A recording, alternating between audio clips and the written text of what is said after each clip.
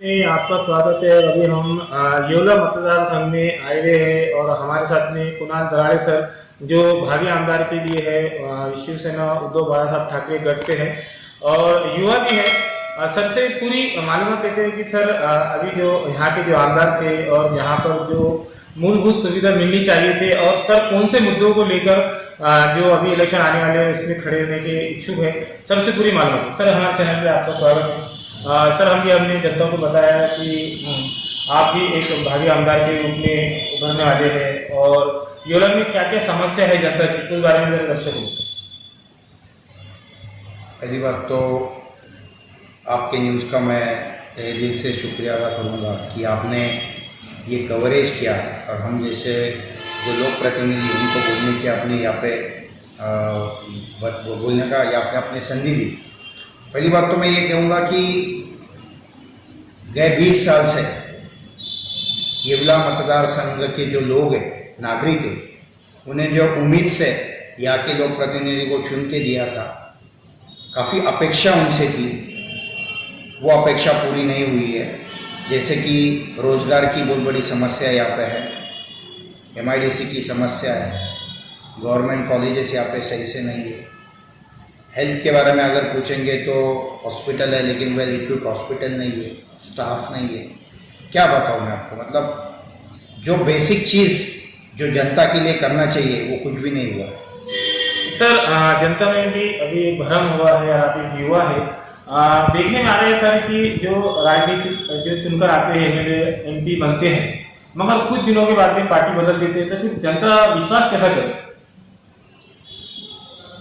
ये तो सही नहीं है बिल्कुल, क्योंकि एक विचारधारा को लेके जनता आपको वोटिंग करती है कि आप किस विचारधारा पे चल रहे हो, उस पर जनता आपको वोटिंग करती है।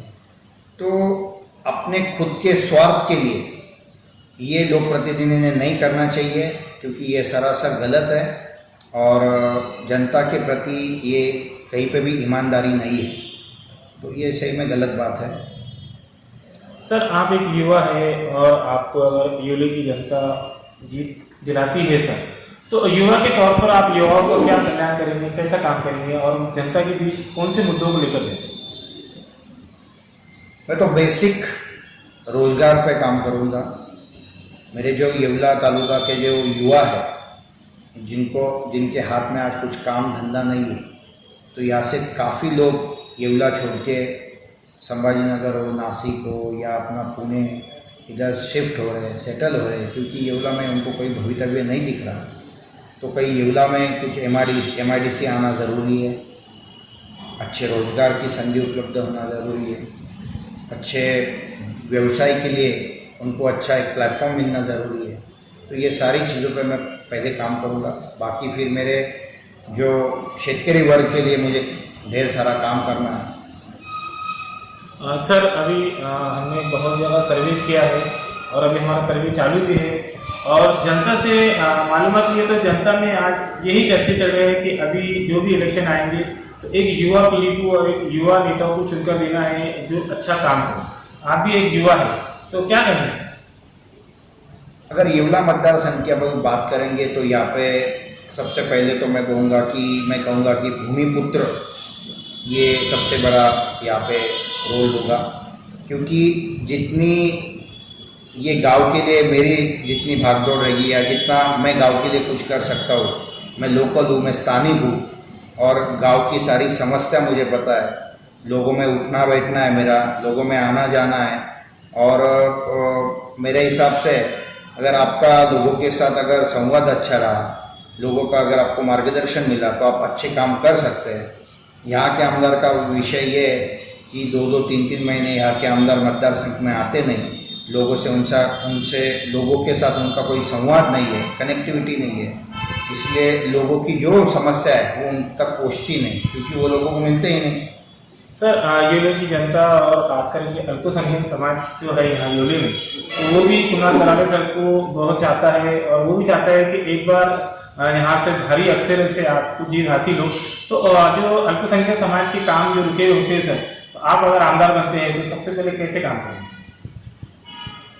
डेफिनेटली अगर आप किसी मतदार संघ के अगर लोक प्रतिनिधि बनते हैं तो आपका प्रथम कर्तव्य होता है कि सब समाज, सब जाति धर्म के लोगों को साथ में लेके चलना चाहिए। और उनके जब साथ में लेके चलना चाहिए तो उनकी जो जो समस्या है, उनकी जो दिक्कत है, उनकी जो अड़चन है, उसको एक एक करके अपने को सुलझाना चाहिए। फिर यहाँ पे मेरे बौद्ध बांधव हो, मेरे आदिवासी बांधव हो, मेरे मुस्लिम भाई लोग हो, इनकी जो समस्या है, उनके समस्या के वास्ते अपने कुछ ना कुछ हल निकालना चाहिए। और अल्पसंख्यक की बात रही तो अल्पसंख्यक का एक हेड है, उसमें से अच्छे वो हेड के माध्यम से अपन अच्छा काम कर सकते हैं, विकास काम कर सकते हैं। सर आपने बताया कि यहाँ कॉलेज का मसला है, हॉस्पिटल का भी मसला है, आप आमदार बनते हैं तो सबसे पहले किसे प्रायोरिटी देंगे? मैं अगर यहाँ से लोक प्रतिनिधि बन के अगर चुन के जाता हूँ तो मेरा पहला प्रेफरेंस रहेगा कि मैं यहाँ पे MIDC लाऊँ। MIDC लाऊंगा तो यहाँ पे रोजगार निर्मित होगी, गांव का विकास होगा, 2 पैसा गांव को मिलेगा, लोगों को यहाँ पे 2 पैसे मिलेंगे, यहाँ का व्यवसाय बढ़ेगा। उसके बाद जो हॉस्पिटल की बात है, well equipped multi speciality hospital यहाँ पे लाऊंगा। और रही बात कॉलेजेस की, तो यहाँ पे कॉलेजेस प्राइवेट कॉलेजेस है, लेकिन इनसे उम्मीद थी कि ये अच्छे गवर्नमेंट कॉलेज यहाँ पे लाए, लेकिन ये नहीं ला सके। 20 साल में इन्होंने कुछ भी नहीं किया, ये इनका फेल्यूर है, तो उसके लिए हम काम करेंगे। सर अभी बारिश का मौसम चालू है, किसानों का भी मतलब खेती वगैरह को पेरनी वगैरह हो चुकी है, जो माल निकलता है तो उसके दाम बराबर मिलते नहीं सर, किसानों के लिए क्या काम है?